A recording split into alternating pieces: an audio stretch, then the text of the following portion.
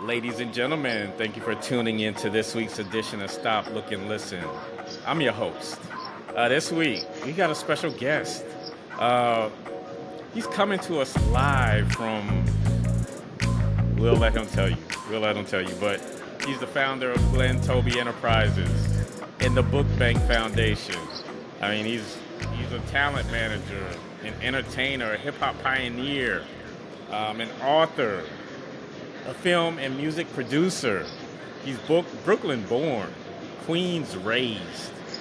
We got Dr. Toby, aka Sweety G. Welcome to the show, Sweety G. Glad to be here, Brother Al. So where are you at specifically? I'm bouncing around the country, the Winner's Circle, the sports division, which I'm so happy to announce that we're in negotiations with Rakeem Vic, my partner. We're getting ready talking to athletes across the country. Today I happen to be in a casino just meeting with people because I'm doing not just the sports side of our business, but also the entertainment side. Some exciting things coming up. Okay. All right. So yeah, we're gonna get into all of that as far as the sports and your music, as far as the people you've managed and help catapult their careers. All right. So Dr. Toby, take us on a fantastic voyage into the life and times of a young Toby becoming Sweety G. Absolutely. So I experienced youth homelessness at 8 years old. I was born in Brooklyn, raised in Queens, became a rapper, Sweety G, went to many places in between. That's how I compartmentalized my life, became a machine. Troy, you know exactly what I mean. I was a light beam. I went business, music, and sports. Matter of fact, went into different styles of speaking and all sorts. So what I did, I said, I need to increase because life was kind of hard. I had to beat the beast. So my mother got really sick, and we were battling, trying to find home that was permanent. We had relatives. We bounced around. We had social issues that we overcame. Fortunately, we weren't abused. Nobody died, nothing, no drug, all of the ills of poverty. And we were born into, my brother and I, Randall, we were born into an amazing, loving household. We had a stable and a thriving um, lifestyle up until the eighth grade. From there, we bounced around with relatives and friends, went through the social challenges that a young kid would have, and ended up in Queens Village, Hollis area, where the birth of Queens hip hop, the Kings came, LL Cool J, Run DMC. As Mr. Sweety G, I was ahead of those guys, and got involved in the hip hop game with Mike and Dave, and I ended up going on tour in the five boroughs, battling with everybody from Grandmaster Flash to Curtis Blow. Run DMC came after me, but this was before the records were really made. These were the earlier stages. And of course, Infinity the Machine for you Queens people, Disco Twins, Cypher Sounds, bounced around from there. Um, my first record at the place to be, I did on a private label with Mike and Dave, who were the biggest promoters in hip hop in the five boroughs. You'll see me in many of the flyers, the old school flyers. And I won a lot of battles. I was number one in the city for many years. As Sugar Hill Records came around, I didn't want to give up my publishing. I didn't like the business. I was always a business guy at heart. So I went and did some corporate stuff and was working. And from there, bounced back into the game, managing LL Cool J with Brian Latour, Charles Fisher. I was a part of that team and went on to discover other artists such as Positive K and many more. Okay. All right. Nice little rundown of your hip hop pedigree. Do you feel like hip hop is your first love? Yeah, hip hop was the training ground for my communication skills, which ended up me as a communicator, as a broker, a manager, talent agent, and a spokesperson. Being able to represent and talk to people, it became my gift. It's also part of my personal ministry as a man that speaks to the soul, the heart, the mind. Sometimes it's the heart, sometimes it's the soul, sometimes it's the bank. The gift of speaking is one of my gifts. Right. How did you develop your melodic style of rhyming? Well, I think it was back in those days we were battling, so I knew that I needed that money and I needed to build a name coming from Queens because hip hop was known the Bronx, Harlem, so Queens had to represent. So in order to get to where I had to get, I had to learn how to spit. My rhymes were not writ. Matter of fact, they were written, so a lot of MCs came across. They'd be smitten with the style that made the ladies smile and the boys go wow. And I was just one of them from the hood, you know? So I just did what I had to do. The gift of song was a way to express myself. I was always passionate as a speaker. Like even right now, you can see I'm excited about it. Yeah. These words just pop into my mind because my spirit, my soul, my mind have continuity. They're all my conscious and my subconscious mind have always been one. I've been able to go into the wellness of my life experience, and I think it channels all the way back to the ancestors. I'm so full of life. I'm so full of promise, and I live in the now, not in the later. Hmm. Like, are you technically the first rapper out of Queens? I'm not technically the first, but I am one of the pioneers in Queens. Absolutely, brother. Um, I think we had DJ Woody Wood. We had several different crews, but if you look historically, I think I'm one of the most preeminent guys from rap's inception up until where they were recording. Hmm. Like, do you feel like your era, the forefathers, are often forgotten about when it comes to hip hop history? And what can we do more? I mean, I know the Hip Hop 50, there were a lot of celebrations, and we had the Hip Hop Museum. But what else can we do to make sure that you guys aren't forgotten? Well, I think everybody needs to stop, look, and listen. Find out where they need to go to find out the information. Guys that are on the cutting edge like you, finding people. We find each other. Brother L, you know, we have a story to tell. If we don't tell our own story, people will not just mistell it, but they'll misspell it. So, you know, I had the honor of a few years put into the Hip Hop Museum Hall of Fame. And I think the recognition comes as long as we have platforms like this very platform that you're offering. I know your media company's developing. It's going into film, TV. You're doing podcasts. I think having these conversations and us cross promoting each other for the culture is the only way to preserve it for the people that deserve it. Right. Yeah. I've interviewed. Let's see. I've interviewed Daddy O. We've had. My brother, I'm just talking about people that I know that you've crossed paths with. my brother. Positive K. We've had on a few I times. discovered him, my brother. Yeah. He was talking about his South Carolina roots and how he was having to pick sweet potato Yeah, and all that. We had a great time with Paz and yeah, just countless other hip hop luminaries. You yeah, know, yeah. It's and amazing. Honored to be I a part. welcome these conversations because it's almost like you said it's like a hip hop history book It is. that you have, especially with Yeah, yeah.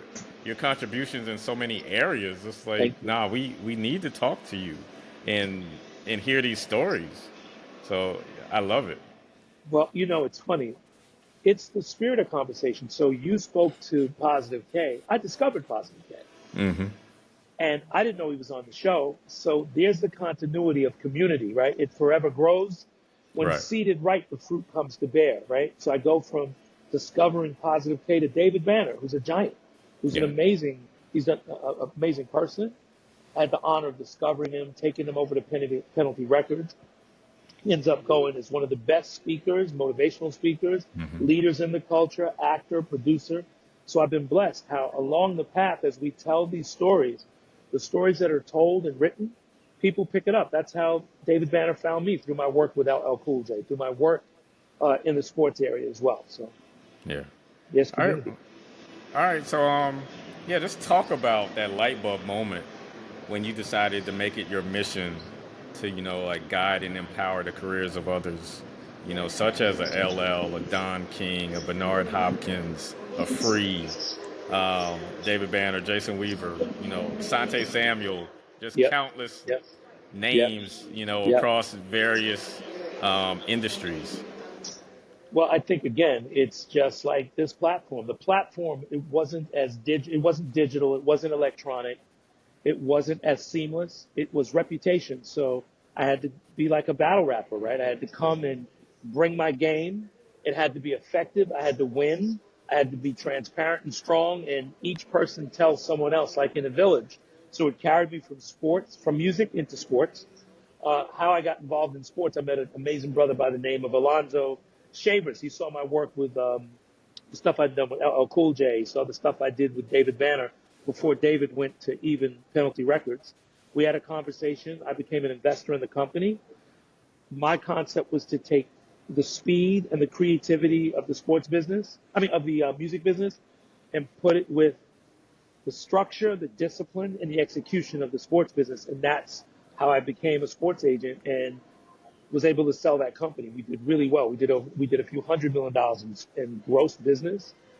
We've reached some of the most talented people in sports, and that took us into film, television, because much of this work is hybrid work. Some Hmm. of the rappers became actors. Some of those actors became investors, which brought me into what I'm doing now as a venture capitalist at RCP. So, it's all part of communication. Just as being a rapper, as a communicator, as a leader, thought leader, and an activist in our communities with Book Bank Foundation, it's just one mission with different pathways and different roads that lead you to where you're supposed to be.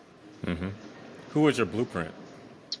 My blueprint was, it was always an emerging blueprint. I would study from different leaders, historic leaders, and dear leaders to my heart, like my grandmother, my mother, my experiences, everybody from the Supreme Team in South Jamaica, Queens, Cauley, Fat Cat, these guys that were enterprising. I could have made choices and gone that route, but I was well aware of it. And then I saw other leaders who were business leaders, like Reginald Lewis, what he did, leverage buyouts, developing companies. So I took that same mindset with the speed that I had as a fast rapper, with a tenacious, pragmatic approach to being strategic, and I put it all into a framework of making a business that I harnessed, right? Only Hmm. in our culture, only in our hood could it be understood. But I watched the landscape of what was emerging in general business, and I knew the world was bigger than my block. That's how I attacked it. Right. I remember I can't remember the exact documentary, but LL was mentioning how, um, like Supreme Team and like Yeah, Bimmy and all of the brothers was, you know, y'all were all tight knit, but yeah, they made sure that L didn't, do what they did. So right. just talk about, um, like just living in that environment, being around the cats, and they taking you under their wing, but and learning the game from them and applying it Yeah, in a different manner. yeah, Just talk about yeah. that. So there wasn't a lot of transparency I wasn't involved in the drug trade, but everybody in the 80s benefited from the drug trade. Just on a macroeconomic level, people talk about um, GDP. Hey, it's a part of the burgeoning economy. Miami was made and built off of money that wasn't taxed, whether it was drug money or whether it was the emergence of the South American countries who were money laundering, or the populace of creative people who came into a business that was expanding into billions and billions and trillions of dollars. So obviously, drug selling wasn't my pathway, but some of my brothers and sisters, spiritual brothers and sisters, who had fallen to drug abuse and some to gun violence, death, permanent incarceration, it was easy to know that if I had this one music tool, I was able to be popular enough to garner enough attention that sometimes investment went into it, recording studios. I did business with the Furtado brothers. We weren't involved in drugs. People think, it's okay when you look at some of the leaders of our nation in terms of commerce and entrepreneurialism, right? You look at the Kennedys, nobody mentions that they were selling alcohol for Hmm. decades and that it went on and on and on. Seagram's, all these different companies, but people will identify a lot of the drug dealers who were in the hood as just complete drug dealers who only did that. So I would come across it and I just made my choices. I had the gift of song. I was a communicator. I understood business. I put in work. I was an educated person. And I just made those choices. But I didn't disassociate myself with good human beings who were making bad choices, which led to my work at Book Bank Foundation, where we represent the lost, the lonely, and the forgotten. We don't look down on people that we stand over. We're standing over so we can put them on our shoulders or lift them up. Do you feel like your upbringing channeled in the work that you do at Book Bank? 100%. And Troy, when you think about it, inside my house, we thought we were rich. I didn't miss a meal. I had a lot of love, education. My mother's cultured. She just became tired. She had an issue with work and it led to a nervous breakdown. So I think God bound us to poverty so that we could understand how to have respect discipline, and how to execute at the lowest levels on an economic level. To not Hmm. have parity from people that are lost, lonely, and forgotten. To realize that God says the poor will always be amongst us. And moving hundreds of thousands of lives through Brooklyn, feeding 3,000 people a week. We have a current program that's being funded, and it was funded for years by myself, but now I have partners coming on, and we're in different cities. We've been around for over 28 years. So I'm responsible to make sure that those monies and that mission is met properly with grace and respect. And you can still win at the highest levels, earning money, being an entrepreneur, and being somebody that's in popular culture. Each of Hmm. those things can be separate, but work together for one common human goal. Right. What does literacy mean to you beyond just the ability to read? Literacy to me is the key to unlock the medicine cabinet to destroy the disease of ignorance. You know, a lack of education is generally, in my mind, the first step into incarceration, mental illness, and the economic divide. People are talking about what somebody did before they were born. With a good education, with discipline, with economic teachings and high principles and moral values and hard work, you can change the future tomorrow. You can make tomorrow's today look better than yesterday was. There's no excuses, man. We just got to work together. Community's everything. Hmm. You've had this innate ability of turning personal pain into purpose. What advice would you give to someone that is kind of down on their luck, feeling like the whole world is against them? Like, what words would you have to uplift them? Well, I think the whole world might be against you if you're not for yourself, if you're not for something bigger than you. It's Hmm. you against the world. But if you're not looking at it that way, the world is for you. It'll be to your back. You got to bring value. When you have value, people seek you. When you have value, people impersonate you. When you have value, people stand with and for you. So we can change our conditions. We are the masters of our destiny. We are responsible for our own lives, and we can write every chapter in the book that we want to seal and send and sell.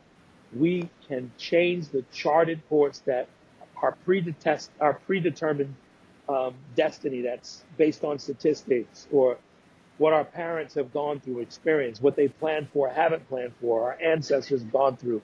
We can change the course of life, set our Hmm. sail, and go forward. Um, did you first have to win the battle in your own mind before you could take on the world? You know, the issue is we have to be careful with that. You said it. No one could say it better than what you just said. There's always a battle in the mind, and that battle can sometimes lead you down to desperation or confusion. You could be over aggressive or super passive to where you're not able to show up. When you win the battle of your heart and you connect your heart with your mind and create systemic practices and systems, when you're encouraged with courage, people will find you and follow you. It's about being a leader. You've got to lead yourself first up and out of your condition and then lead yourself into the challenges ahead of you. Hmm. Are we born leaders? Some of us are born, some of us are sworn, some of us are enemies of this world and we get torn. But we know it's true. It's all up to you. Matter of fact, you can walk by yourself or have a dope crew. I don't know. I hope that I'm talking to you. Guess what? Matter of fact, the wind just blew me to give you these words. Y'all know that they're so true. Matter of fact, stop and kind of listen. Maybe you will learn. Get it right, then it might be a turn. What are you trying to say? Work hard so you can earn. This is exactly what it is, like a fern. Potting it, planting it, giving the seed. A matter of fact, please don't heed to greed. If you do or you don't, it's the same to me, the ever-loving king. They call me Sweety G. I'm having fun. I'm on a run, and I'm dropping these bars. A matter of fact, taking from Earth up to Mars. Hip-hop built this, baby. And I love the fact that no matter where you go, no matter the rooms that you're in, you still exude, live, and breathe and die for hip hop. Listen, brother, your research is so crazy right now. You see these faces. I'm like, is this guy following me? I'm just happy, man. I'm free. I figured it out, and I'm still figuring it out. And I realize that there's so many people smarter than me. Every challenge that I get is met to be converted to greatness. I mean, to be a champion, you have to master victories, and those that master their losses become bosses. You know, that's a question I ask in pretty much most of my interviews, just to see if there's ever going to be a different answer. Because most times it goes in one direction, and the question is, do you learn more from your wins or your losses? All my losses.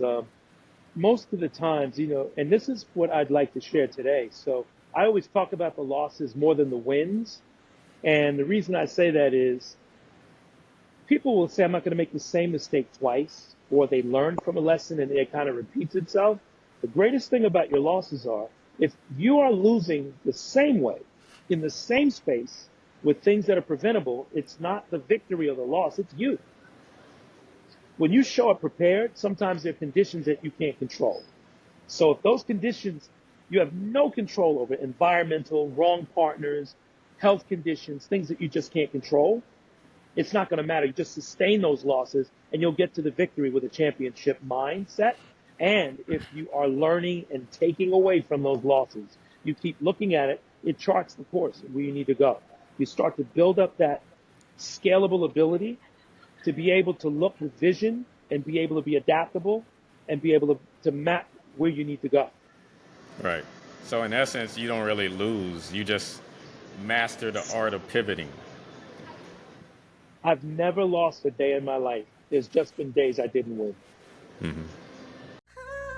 Dr. Todd McLean provides periodontal and dental implant services in 2 convenient locations. They offer over a decade of experience treating patients, and appointments can even be scheduled in the evenings, weekends, or early mornings.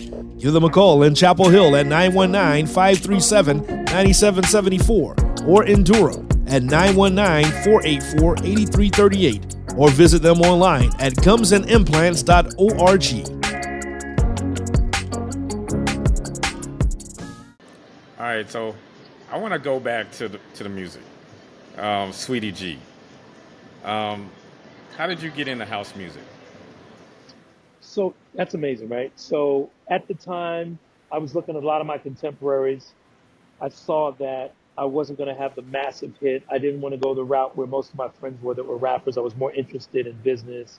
I was more interested in enterprise, but I had still a love for music. So I didn't want to play a guitar and be in R&B or rock. So house music was there, but most of the dance music was maybe an alternative state. It was a different kind of community, maybe. So I saw people like the New York City Beach Boys.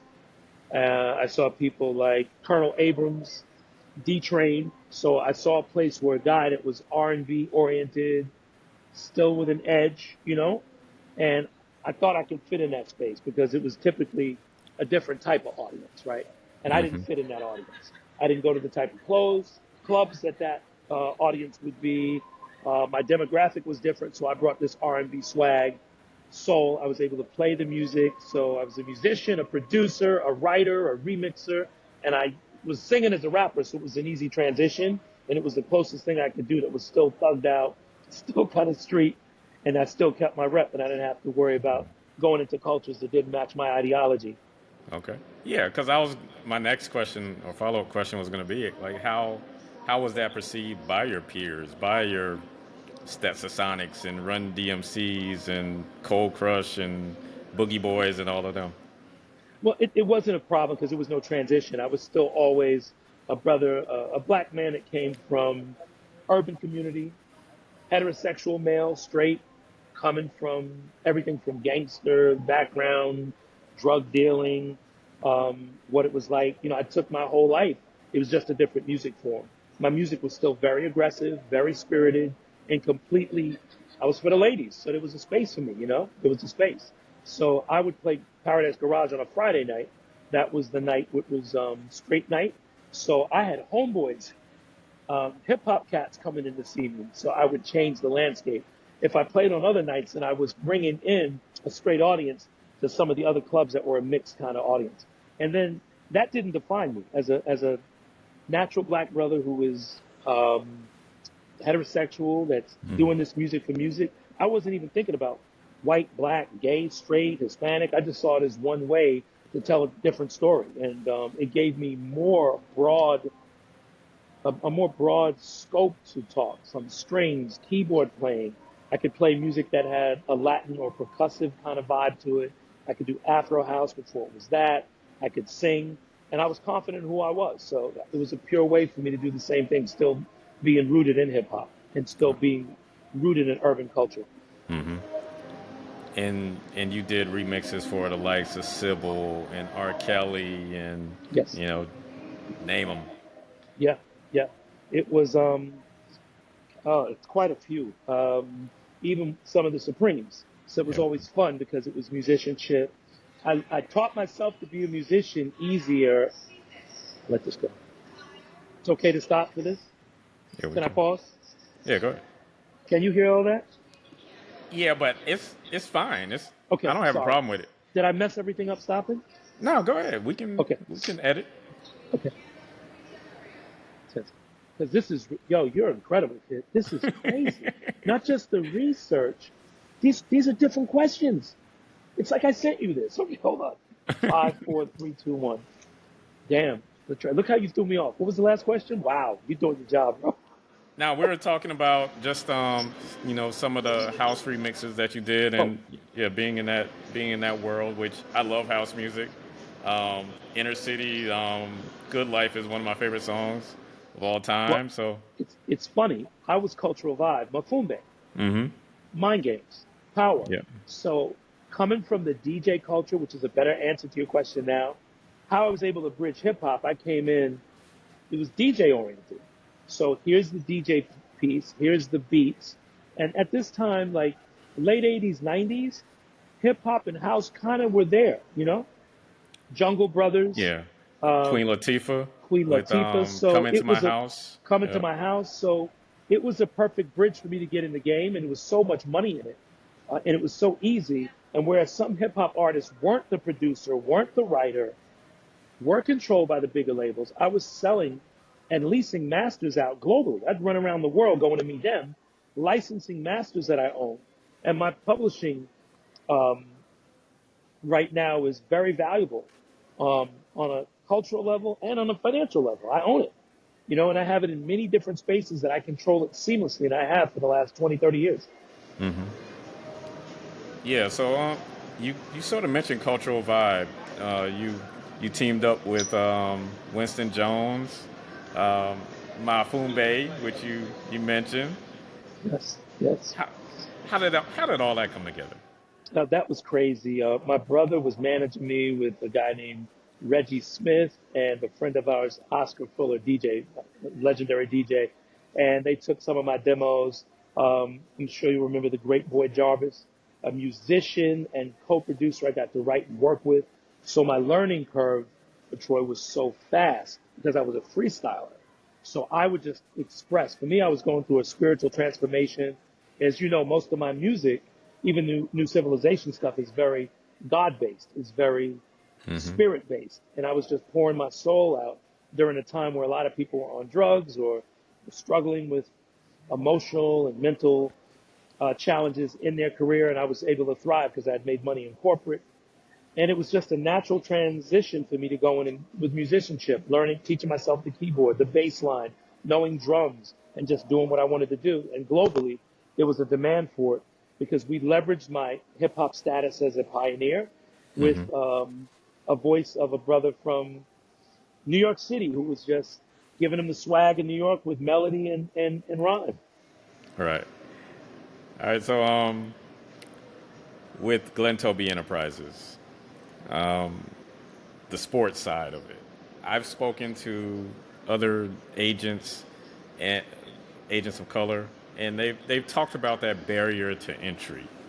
Um, how was it for you to break through, and then just the battle of getting athletes from our communities to trust a man of color to represent them, where they typically will go with the big names like a Drew Rosenhaus or a Yeah. David Falk, people like that. So, yeah, just talk about that barrier to entry. So it's two sides. I have to say the good as well as the bad. The bad was It was a predominantly 90% white or Caucasian based or Caucasian controlled, from mostly attorneys, fraternal organizations or groups, accountants, lawyers, people that were athletic directors that were guiding directly to the athletes. So coming in with Alonzo, who had all the certification, all of the licensing, but didn't have the cultural connection, didn't have the systemic um, strategy to be able to get into the universities, high schools to recruit. It was a great challenge, but I had the culture calling. So managing Cool J at the time, being associated with other big artists, Charles Fisher and my partners, they were involved with managing R. Kelly, and I became a part of all these different camps of these different artists. So that became a magnet with some of the biggest athletes that ever lived. So on that Hmm. side, it was a lot easier because we were able to speak their language. Me not being a prominent athlete, not playing collegiate sports, made it easier for some of the athletes to allow me to do the business part of it. Whereas my partner, Alonzo, played for Ohio State, and he would sometimes go back and forth with them or have different opinions. So he was on one side, I was on the other side. It was a perfect marriage. I think the upside of it as well is we had the streets, we had the culture, music, film, um, hood stories, even going into the South and neighborhoods that some people that didn't understand our culture couldn't. And that's how I got some of the greatest, defensive backs of our time, some of the greatest athletes of our time in football, NFL, even boxing. My music allowed me to get close enough to end up managing everybody from O'Neal Bell, who became cruiserweight champion of the world, to Don King and other boxers as well. When it comes to, I guess, the partnership with these athletes and entertainers, like 9 times out of 10, is it them coming to you, or you've done your scouting, your recruiting, and getting an idea of where this person is going, their ceiling, and then saying, no, I want this is the person I want to represent. Like, how does that partnership come together? It is a combination. The game has changed so much, and you mentioned it. So in the earlier years, we would spend hundreds of thousands of dollars flying all over the country. We couldn't go near high school athletes. We couldn't technically go to college athletes except when they had a pro day or a coach or someone you knew through the channels of the system allowed us to talk to them and their families. There have always been runners and people that broke the rules. We never paid a player in our life. We never did kickbacks. Alonzo and I always played within the lines. Now things have changed with NIL, which means name, image, and likeness. That's allowed us to earn more money faster because the game's changing. More recently, in the last few weeks, and going forward with Zoe Brooks, who we represent, Raheem Vick, and all of our team over at Winner Circle, we're now able to help the athlete earn money from the TV deal, sponsorship, and now the schools pay the kids direct. So it's a lot more structured and it's a lot more fair, and it gives us more edge to be able to be creative and outwork the people that had all the money and had the lots. Hmm. And you brought up Zoe Brooks, who's, like you said, just finished her sophomore season at NC State. Um, they made it to, I think, the Elite Eight this year in the tournament. Um, there's been a lot of athletes that would be drafted within the first 3 or 4 picks of the WNBA draft, like a Olivia Miles and a Tanaya Latson, that decided to transfer. And they're staying in college because the NIL money is through the roof, and it's way more profitable than turning pro and having to play overseas and in the W. So just talk about that landscape as far as um, the kids wanting to stay in school, whereas in the NBA, well, with men's college basketball, it was there's no way they're staying in school. They're going to Yep. the pros as soon as possible. So, Yep. like, how do you adapt to that shift in mentality? Well, it's about the relationship. So Raheem Vick developed an amazing relationship with Zoe Brooks from high school towards in the development of helping her understanding of professional sports and amateur sports, The culture of Winner's Circle educates our players to understand the difference between the academics, the economics, and the performance. So typically, Raheem and I'd say some of our other junior agents and some of our support staff, we get in early for a core direct connection. A friend of ours, Marcus Leon, says, do you want to do a deal with the devil, or you want to do a deal with the godly people who care about your core, care about your soul? I mean, I have to say, I'm happy to say, LaTroy, as many players as I've had, you know me for a lot of the superstar athletes, but a lot of my kids that were injured, a lot of the players in NFL who didn't go, I've still had relationships with them. Many have passed on, and many have passed in, and some have passed um, into a different form or life, whether it's just being a basic person working a 9 to 5, waiting to get their retirement money, which when you vest 4 or 5 years in, you have something. But it's always been ethics, integrity, and continuity. That's where it is. But now it's such a crazy world. We're still learning, and it changes day to day, week to week, and client to client. Hmm. And yeah, we're talking about NIL, but you also have streaming for musicians, and you have social media and Yeah, branding and yeah, AI. yeah. Like, how do you stay ahead? This Well, evolving world when it comes to making a name for yourself. it's a lot. I mean, high school's emerging like you could never believe now. We get so many phone calls from high school parents that Rakim and myself are almost turning them down. And these are young superstars in their space. And many of them will sign, but our goal is to never sign as many as some agencies. Like I know 3 or 4 big names that'll sign 300 athletes. They know they can't serve them. We'd rather have 10 to 20 to 30 people that become bridge partners with us as they go on to earn millions of dollars. Or in some of the businesses that we own that we're making millions of dollars, they'll become co-partners, or we can co-venture with them for a long-lasting relationship. That's kind of where our target is. It's a little bit different because we're making life and lifelong, and I'd say life-lasting decisions for our clients. Because lifelong can mean the client leaves you and does well. Life lasting means it's all reciprocal and it never ends. Hmm. Damian Robinson, that played everywhere from Tampa Bay, New York Jets, still with me. All of our athletes still have relationships to some degree, even if they're not direct, whether they're tertiary relationships or they're historical with a door that still opens. And that's everything from music, film, sports.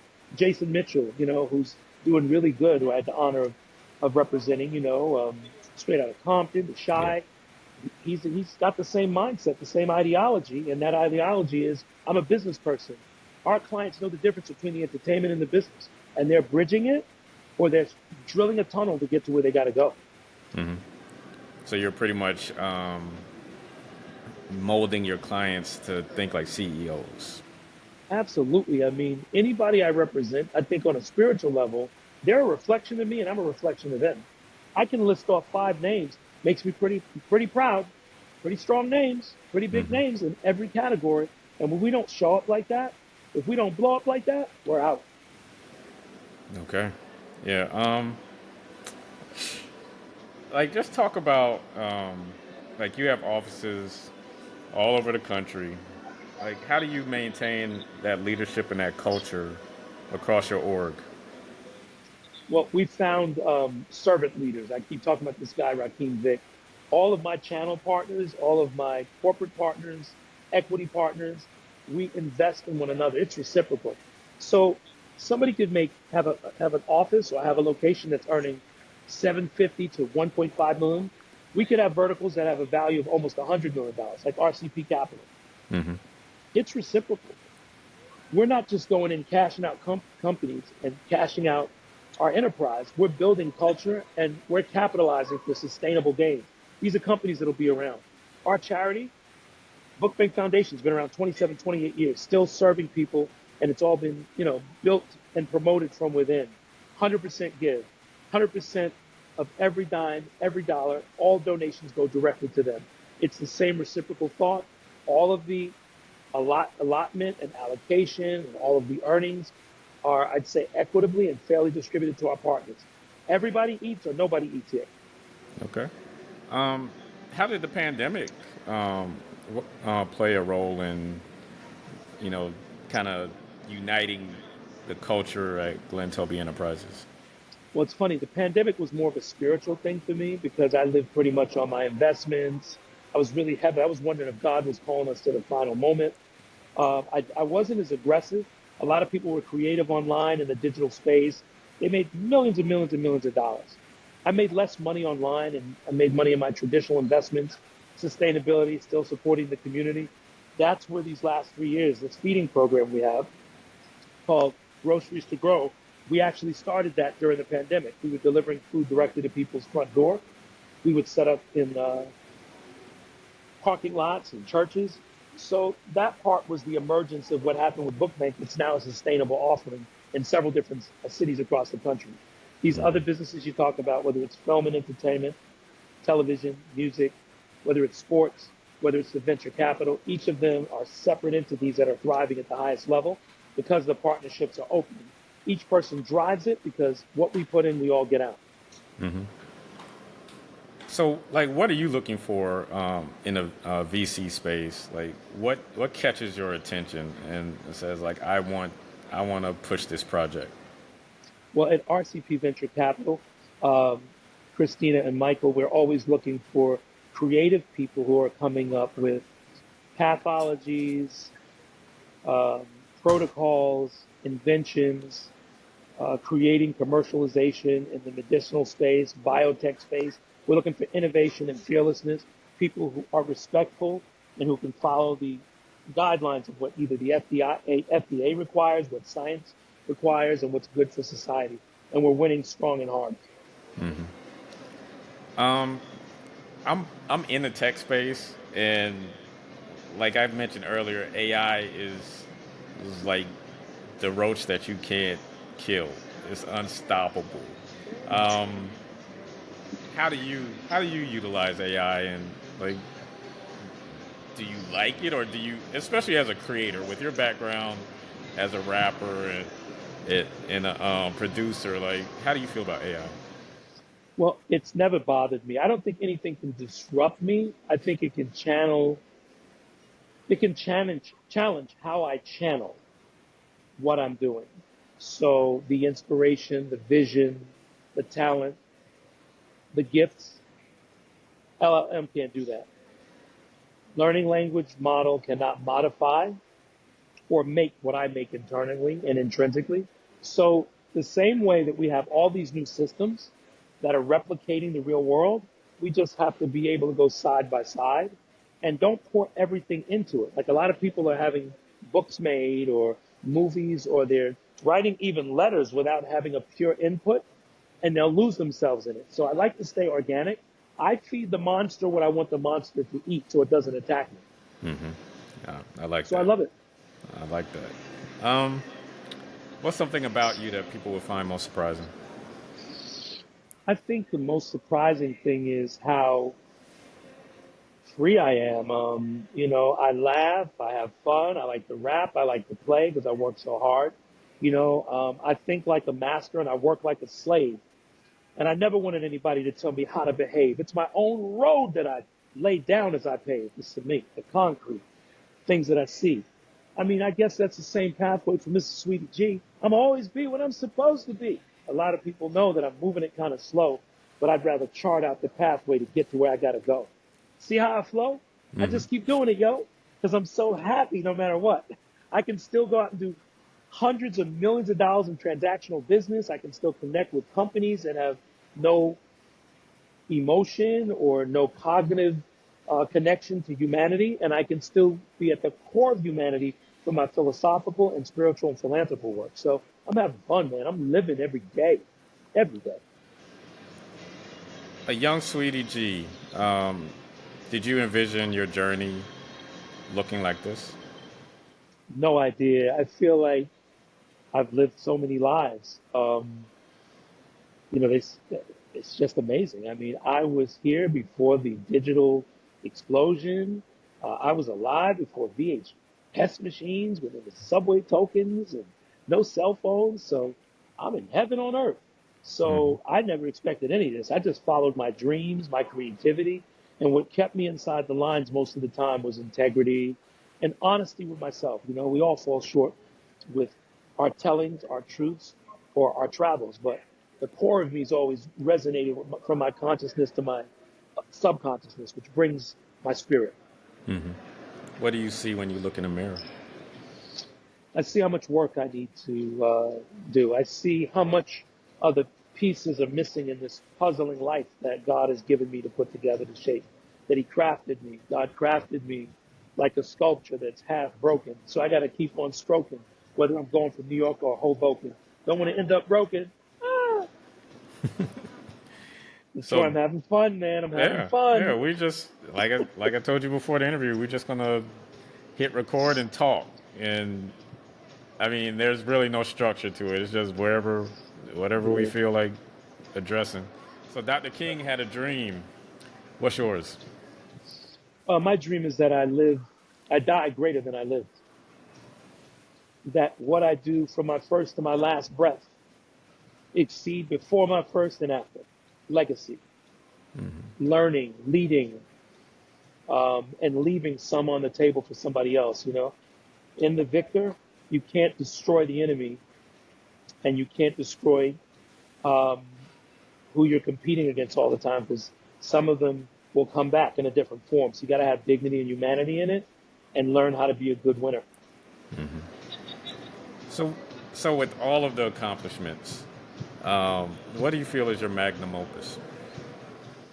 I'd say giving. I'm a master giver. What I've done in the charity space, what we're doing with this priceless podcast. Look who the guests that have come on your show. I know some of the stuff you're getting ready to do with media. Wall Street's talking about you a little bit. There are people whispering. They knew I was coming on this show. Venture capitalists might be looking. I'm talking to Okay. competition. Get your game together. So, this is a space where community and culture meet, man. And I think without having a voice, without being able to have a native, organic way to communicate, we'll go back to AI. People could really start programming communication, thought, and systems in a bias that we can't control, whether it's economic, cultural, or racial. So I think communication's everything, and that's what keeps me excited. So I try to pour into it as much as I can. Okay. I like that. What's next for you? I mean, any other books, documentaries on the horizon? What are you cooking up? I'm working on a documentary, but what I do use, I'm taking it kind of easy, working on another book. We just launched the Winner Circle, our sports company, and always the Book Bank Foundation is thriving. But I'm enjoying DJing, doing the Global Dance Party on Freshest FM every Saturday at 8 o'clock, Saturday nights. I'm enjoying that. Um, and continuing to do business, investing in amazing new founders and startups, and just having fun, traveling and adding to culture. I love it. I love it. Um, so, like with the podcast space, like where do you see that going as far as um, the VC? Just a personal question. It's priceless. I think it's going to go into something else. I think it's going to actually, the way music is funneled into retail stores, on the airplane, into movies and films, podcasting is going to be the same way. I think the next thing that's coming is an iteration of sales. People are going to be selling products, even you, Detroit, because I know I've always wanted to do a podcast, but it have to be right. If I'm not doing it at your level, I would wait. And I know there's other media spaces that are calling for you right now. But guys like you can kind of move around. You'd be able to do your podcast, the traditional one. You'd be able to do your TV show. You'd be able to develop films, Broadway plays. I get the inner part of your offering. Um, I like having my music show because on the Global Dance Party, I'm able to express my heart and soul through music. But I think all of these mediums are going to be going into new things that we haven't heard about that are going to be developed. I even see somebody taking pieces of what we're doing and putting it in other learning modules that are still organic and originate from us with our thoughts. I can see it happening. Okay. All right. So, plug plug everything. Okay. Take your time. Well, please check me out, drglentoby.com. That's two N's, drglenn.com. All things on social media, Dr. Glenn Toby, or just Glenn Toby, Glenntoby. The Book Bank Foundation, which is a Not for profit. It's been around for 28 years. I challenge you to challenge yourselves if you're in the spirit of lack, if there's something you're trying to attract, if it's emotional or spiritual and it's holding you back, we've got what it takes to get you on track. It's called thebbf.org or the Book Bank Foundation. We have the Book Bank Foundation Institute, which is a learning institute that gives you a lot of the script, the blueprint, and some of the secrets to what you need to have a nice career in business, critical thinking, personal development, and of course, the Global Dance Party.com. That's where the music is playing. And check out the Winner's Circle. Okay, I love it. I love it. Leave us with a parting shot. Ladies and gentlemen, express yourself. Cry, laugh, dance, praise God. Talk about your failures like you do your successes. Because if you don't, you'll end up in a whole bunch of messes. And this is what I'm going to say. God always blesses the man that goes out, and he does address this. The things he needs to do, stay true to yourself. I mean, I'm an innocent young boy that kind of gets to the money, and I ended up with the wealth. But more than the wealth is the health, and it's never about self. Reach out and touch and tell somebody. Global Dance Party, 8 o'clock Saturday nights. Thanks, LaTroy. Dr. Glenn Toby, thank you. Thank you for, all of the work that you put in brick by brick, cementing hip hop culture and then pivoting and, learning the sports management arena, pivoting, writing books, producing documentaries, pivoting, Thank you. being a philanthropist, Thank you, brother. using your upbringing, your story as a youth, and just making the world a better place with Book Bank, pivoting, and Thank you. getting into the venture capital world and providing funds that in our community is severely lacking to birth these creators. Hopefully, myself too. Oh, yeah, To we're watching you. We're watching you. We see you in the media space. Yeah, so I mean, you've just delivered. You've Thank you. you've made your mama proud. Bless you, You brother. made you Bless made you. your community proud. Thank you. Trying. So Still working. so Still yes. working. Still working. Don't forget, April 26th, TED Talk X, Wilmington, Delaware. I'll be on the big stage. All righty. If you're And around, love to have you in the audience, brother. okay. And you Thanks know for the where to time, LaTroy. It's hard to get you on this show, man. you know where to find them. drglenntoby.com. And for Stop, Look, and Listen, I'm your host, LaTroy Gardner. See you next week. Peace and blessings.